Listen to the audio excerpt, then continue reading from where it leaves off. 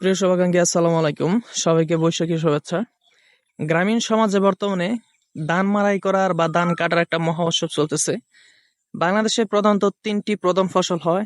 একটা হচ্ছে আউশ ধান, আর একটা হচ্ছে আমন ধান, আর একটা হচ্ছে বোরো ধান। আর এইটা হচ্ছে বোরো ধানের সিজন। আর সবচেয়ে বেশি ধান উৎপন্ন হয় এই বোরো ধানে। আবার এই বোরো ধানটা যখন সংগ্রহ করা হয় তখন প্রাকৃতিক সমস্যার কারণে কৃষকরা অনেকটাই আতঙ্কিত থাকে। গত বছরের তুলনায় এই বছর বৃষ্টির পরিমাণটা একটু বেশি। প্রায় প্রতিদিনই আমাদের এখানে বৃষ্টি হওয়ার একটা সম্ভাবনা জাগে কিংবা মোটামুটি বৃষ্টি পড়ে। তো এই অঞ্চলে প্রধানত দুইটি জায়গায় ফসল হয়, একটা হচ্ছে টানে আর একটা হচ্ছে নামায়। তো নামার ক্ষেতগুলোতে সবচেয়ে বেশি ফসল হয়। এবং এই যে আমার সামনে যে ফসলগুলো দেখছেন, এগুলো কিন্তু এখনো পাকে নাই, মোটামুটি পাকা অবস্থায় আছে।